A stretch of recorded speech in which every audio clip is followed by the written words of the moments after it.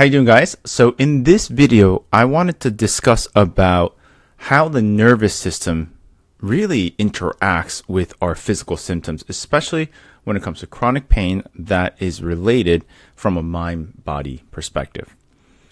And it significantly influences it. When we are in a much more fight or flight state or in a shutdown state, it significantly influences our symptoms. One of the reasons being, which I'll get into the definition of pain, because pain is considered a danger signal, where our brain makes that decision unconsciously that it is dangerous and we need to create the symptom. And because it's connected to danger signal, one of the biggest emotions that we have that could really increase it is fear.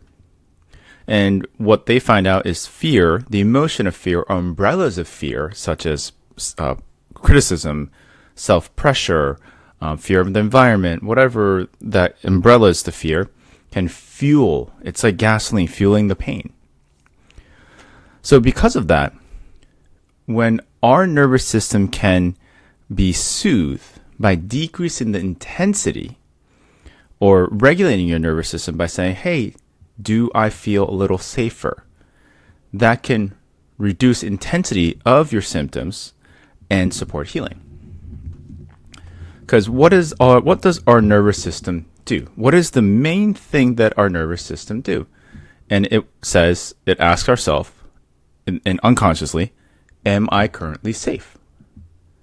And through that, through that information, through that unconscious processing, we either run away, we fight it, we shut down. These are things that we have. This is something that's always been there that happens to us. And the reason why we're talking about it is when we think about pain. Pain, and this is the definition from the International Association of the Study of Pain, is an unpleasant sensory and emotional experience linked to actual or potential tissue damage. And it is highly subjective, influenced by our biological and psychological factors, and acts as an adaptive survival mechanism by forcing the body to restore from damaging situations. So when you are feeling pain and when you are noticing that you are going through chronic pain and you realize that your chronic pain has been lasting longer than the injury has been, or it started with no injury, or it's not really following a structural issue.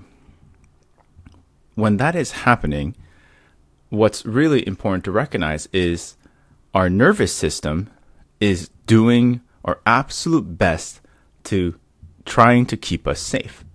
And this is not a fault of the mechanism or the nervous system. It's doing extremely, extremely well. Now, what could happen?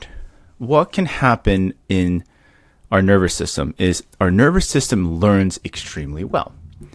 And sometimes what it does, it learns from a place where it's an outdated information.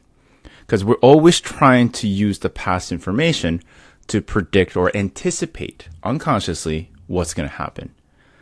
So what happens is I like to talk about symptom-specific threats or non-specific symptom-specific threats, where symptom-specific threats is when you feel the symptom, right? When you feel, let's say you suffer from sciatic pain or knee pain, and when you feel that, the fear, frustration, and worry increases, and it keeps the system in a heightened state, which increases the overall level of discomfort or this loop that we continue to have because we keep trying to solve it or we keep thinking about it, etc. And there are things called non-symptom specific threats.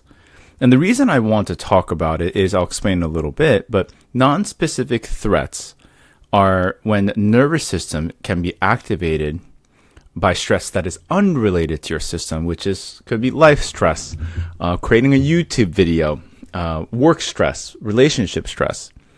Other things include something that's internal, like a belief system that you've learned, such as self-criticism, being perfect for your parents or other people, or people-pleasing. These are non-specific threats.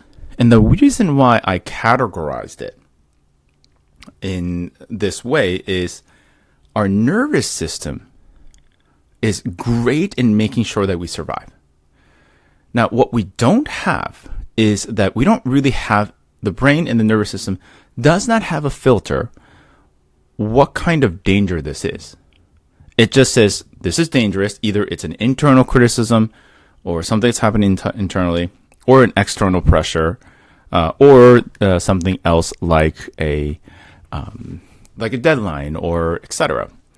And the information goes to the nervous systems in the brain, but it doesn't have a filtering system.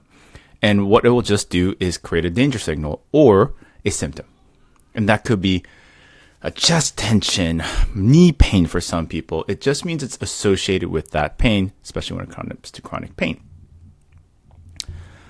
And just like anything, a nervous system is not a rigid thing. We may think it's a rigid thing.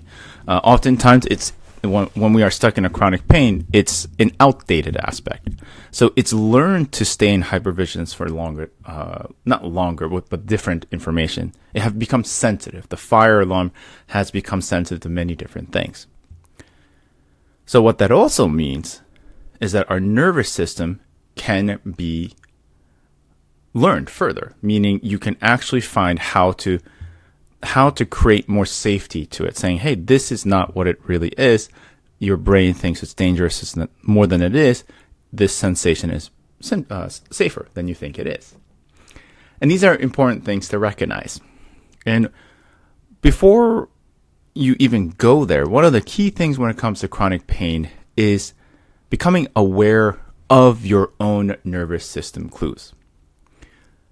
So when I was thinking about making this video, I was putting so much pressure on myself, and I noticed that my heart rate started to increase, or I wanted to shut down. Some people, it's not breathing. Whatever thing you do, it's like increase in heart rate, maybe you have difficulty relaxing or staying still, feeling of being on edge. That was me before I was making this video. So I just wanted to slow down and give myself some non-thinking space for a bit. Other things could include talking fast, rushing through tasks, scrolling on the phone, which I did. But this is not an exhaust list, but these are some things that may happen to you. So one of the key things you can do is once you notice small things like this that the nervous system has given you, like the clues that you have, is how do we respond differently? So if you're noticing you want to fix it, can you stop for a second and breathe for a little bit to just watch and see what's going on with the symptom, or just being with it, or going out for a walk for you, or hugging a loved one. These are things that you can do, and this is a common thing and key thing for us to do when it comes to chronic pain. So when it comes to nervous system stuff and how it interacts, this is something I wanted to share with you today. If this was helpful to you and this is something that you are interested in, you are welcome to join our newsletter, where I share simple, more things that are happening with my clients. Of course, they come anonymous, that it's a little bit more relatable. And then you can also join our breath work that we do on a monthly basis. So feel free to kind of join us if you are struggling through chronic pain and working through these stuff. Feel free to book a discovery visit or discovery call with me to see if this is something that you're going through, and maybe we can guide you to something that you need. All right, see you in the next video.